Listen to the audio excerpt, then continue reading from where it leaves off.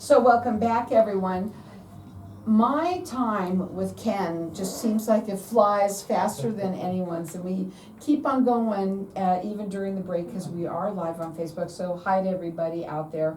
And I'm fascinated because I am a business owner, right? Right. So and we all, like you said, basically it doesn't matter really what kind of business you own. There's commonalities. We said Right. that earlier. And we were talking about people hiring, and that's Right. important. You might have hired people for the holidays, and I love that what you said, that people should be looking for the gems, Sure. you know, and I love that. Go ahead. Yeah, that temporary employee that you hired may be the fit that you've been looking for years.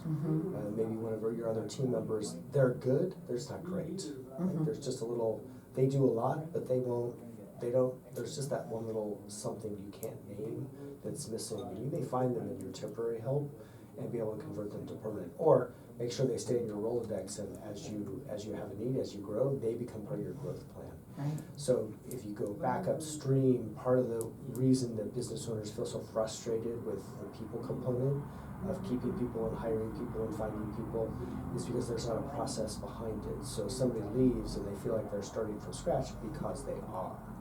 Like they haven't been prospecting for talent the way they might prospect for future customers. You have to do that continually. Yeah, it's a system like all those systems in your organization. And if you look at companies that do a really nice job of keeping people on team, it's because they're always looking for talent. They're always keeping people warm and interested, and right, they become that.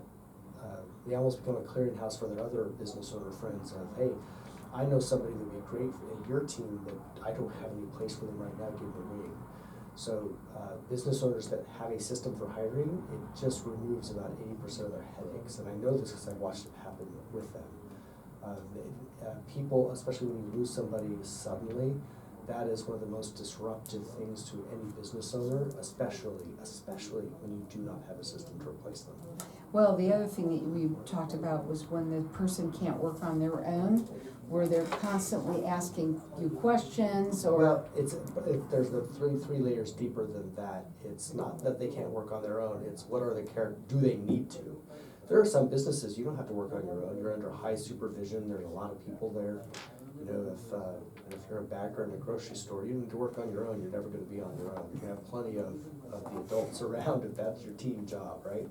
That's, so you know. It's a good analogy. What I was talking about is just the whole hiring stream of how do we design it for every business owner unique to the business, and it's starting with, you know, what skill do you need, of course, and that's usually where people stop, right? Oh, well, you have the skill of hiring you, but it's, are they a core values fit? What are your core values? Does this person fit with them? Or can they adopt them while they're working in your place of business? And then we got to those characteristics, and I was sharing that I did that exercise with one of my longer time clients of, hey, now that we've seen enough people come and go and stay, then we can determine what are the characteristics these people have who are successful versus are not. And one of the, for example, I gave two examples. One was humility. People that do really well at this particular company, they're humble, right? They're confident, but yet humble enough to know they don't know everything. They know a lot of things, but they don't know everything. And the people who haven't made it have been a little smug, and that's why they didn't make it. And the second that I used was, this is one of those companies, they assign a certain amount of work, and they don't care when you do it, they don't care where you do it, they care that you do it to their standards. And if you as an individual aren't very good at managing your own time, you're gonna fail badly, because you're not a bag person, you're not a grocery person, you aren't under all that supervision. You know, it's not a first job kind of job, so you have to be independent.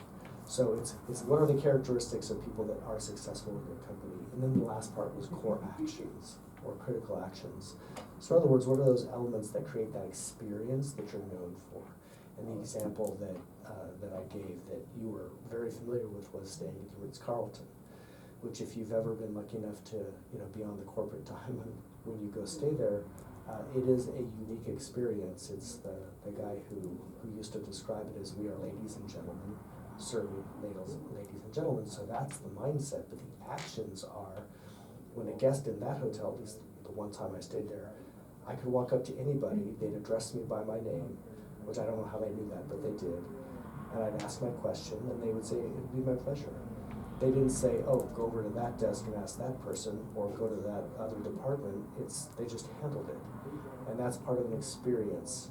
So that has to be taught. You know, how do you want your customers, clients, patients, whatever it is, to experience you and your business, and you have to hire for that. Wouldn't that be nice? I mean, you're sitting there talking about this, and I think that brings to my mind about old-fashioned ways, okay? Because a lot of times people today, they don't take that time to treat people as ladies and gentlemen, right? Right, but the business owner, okay, you started your business, so you have a real intention about why you did it that way, and a lot of times, Starts at the top. right? If you ask the business owner, they'll pause it and say, that's actually why I started my business. They have a bad boss story. A bad boss story and a way they wanted to change the industry they're working on it and have a unique approach about it. And along the way, they've been working so hard with their head down that they haven't had time to look up. And that's the kind of work that I'm doing with them, giving them the partnership and creating a little bit of space to make a couple of shifts and get some things off their plate so they can go back to creating ladies and gentlemen, serving ladies and gentlemen, if that's the experience you're trying to create. Now, if you wanna grow your business and you wanna do it fast, Ken is the person to call, because I think that's what you're all about and I think I want you to be able to explain to them about how you work with people, and what it looks like. Because you, and I would like to ask that, is what does it look like when I call you? I'm ready, I wanna grow my business, I'm ready to plan it now for January. Yeah, so step one, give a call, let's see if we click, chemistry, right? That has to be the first. Second, let's just do a coaching session. If that one works, let's do a coaching session. We'll hammer out what it is you'd like to accomplish, where our priorities would be, and then third, that's the execution plan. So the chemistry call is free, one coaching call free, because you've got to be able to kick the tires and figure out if I'm the partner that will help you grow. And if that's the case, we will have an outline for a growth coaching plan, and then that would be step three, right? We execute the plan. Yeah, and because anything that you talk about, if you don't execute it, it's not gonna, Right. it's all about the execution as well. Now, we do have our lines open here for everyone to get this academy, and we're calling it an academy, and you said, oh, I don't like to really tell Well, you, because people think, oh my yeah. God, don't have time for that. They don't have time for that. They barely have time for the 23 minutes. The Academy there digs in. Start with the ebook. Those are the 6 big topics. The Academy explores each one of those. So And it takes 23 minutes to read it. the whole thing. The- But start wherever you're having the issue. Don't read the whole thing. Right. Just, you don't need to do it, because that's gonna be the excuse you give yourself not to do anything different, and then you're gonna get the same results again. And so it's a good idea, let's talk about this, because some of the different first things and things like that you might wanna talk about, that you talk about in the book. Right, so exit strategy we already covered, it's time, we already covered that one, but the other parts are having a strategic plan, right? You gotta have a strategic plan. You need to have, you need to be hiring, we have hit on That. hiring. What about marketing? You We need to didn't have do some that. marketing plan. Marketing and sales are part of your business, that's how you drive the business. That's where the cashola comes in. That's right, you can't have cash if you don't have sales and marketing, those are Mhm. 2 different components, by the way.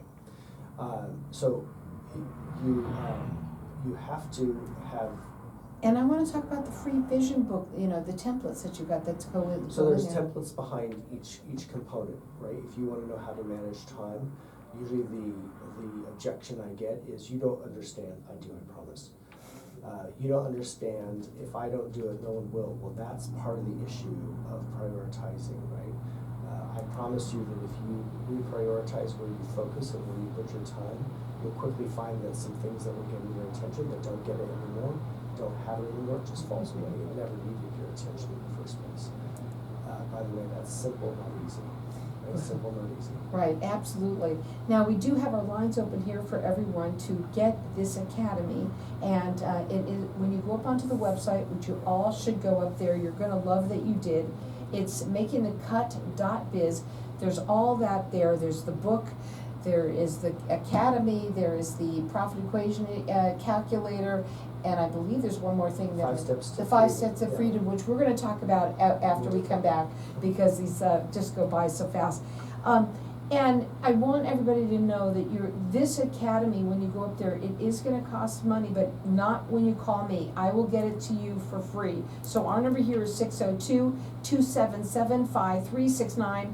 Toll free, it's 1-866-536-1100. If you wanna grow your business and you wanna grow it fast, call me here. You're gonna be so happy that you did. 602-277-5369. Go to makingthecut.biz. Hang tight, we'll be back in just a minute.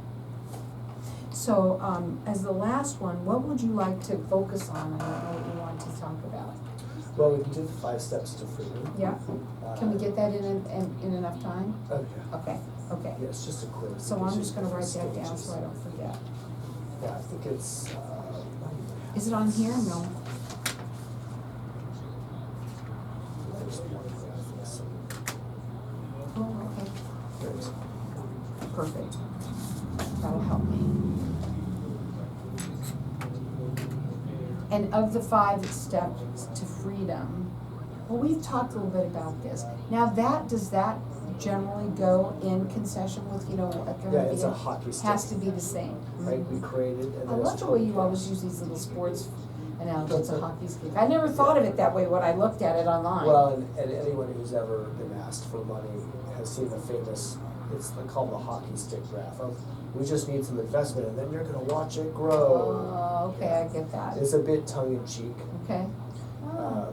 Yeah, it's always this, it always fails to properly assess the risk that comes with business and investing and economic cycles. I never knew that before. I just learned that from you. Oh, hockey sticks? Mhm.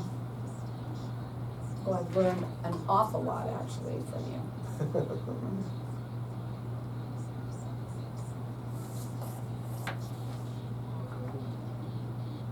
I should get you a new copy of this. The designer's complete read to it. Oh, yeah. Well, you can email it to me or if you Yeah. want to. I'll send myself up. I'm just saying that. I gotta send it up.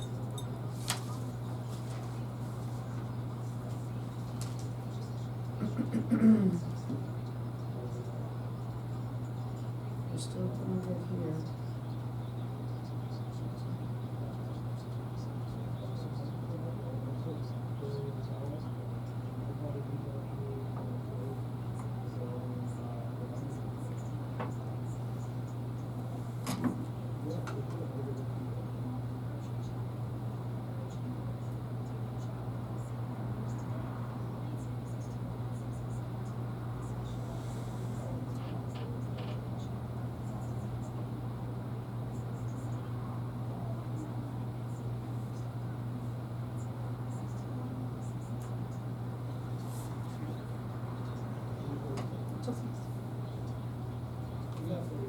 Okay.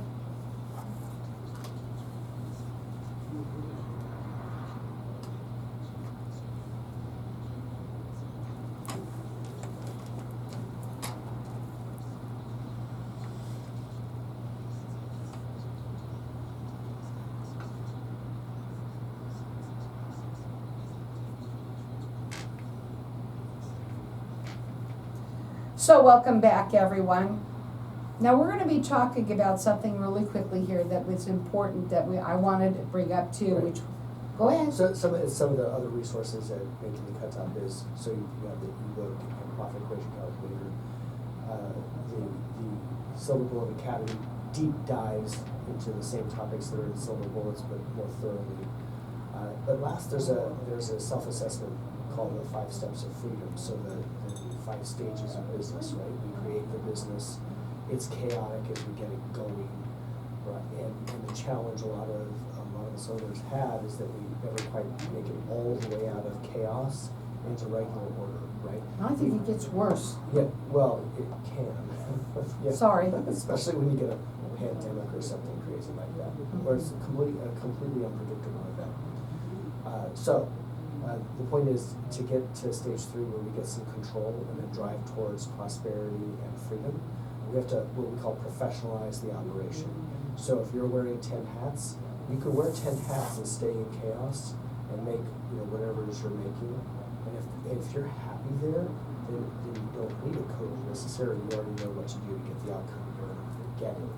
If you'd like to professionalize the operation, grow it, get some organization around it, be able to perpetuate that success, and have some predictable income, which means control, so process, prosperity, profit, and freedom, where you can step away and the thing runs without you being constantly involved. That's what the coaching key. is doing for you. Right. That's the partnership you're looking for, to get from the frustration you feel having to do everything to a place where it can run with the culture you designed, right? You don't have to do everything yourself to maintain the amazing culture you always dreamed of. Well, a lot of people, unfortunately, I think nobody can do it better than me. Yeah, I think it comes from a good place. The same grit that got your business off the ground, not everybody has the grit to start a business, so we want to celebrate that part, and that gets you just so far. And then you need to professionalize it, if you will. We're not changing culture, right? It's still your core values. And in fact, there are early examples of very large companies that were amazingly successful while the founder had some sort of role in it. And then you can almost trace where it became about the profit component, but the culture fell off. And the example that I would use would be Walmart. There was a time, at least when I was growing up, that Sam Walton was alive, so he was the one driving the culture.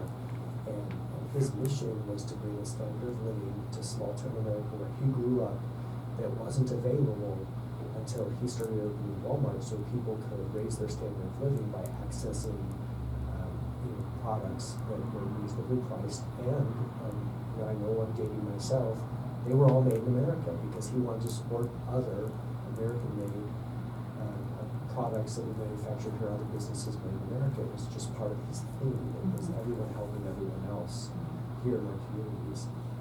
That is not who they are anymore.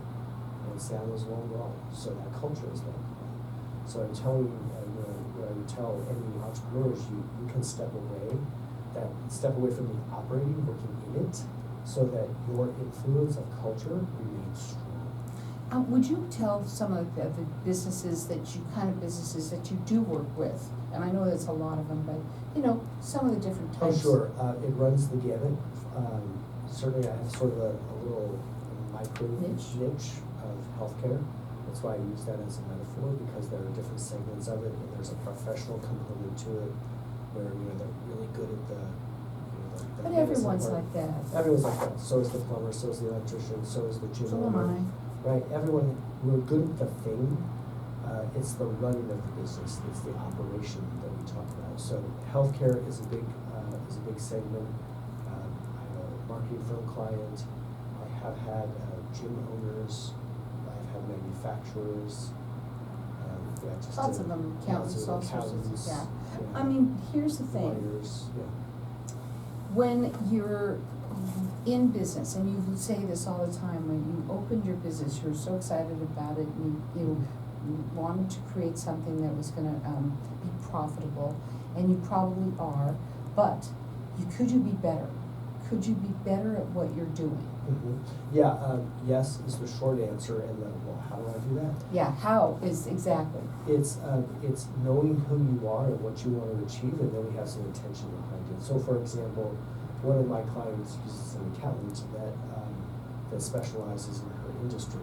So she always has, what does other people in her industry spend on employee salaries and benefits and materials and so she has a place, and she's made a deliberate choice to pay more in salary.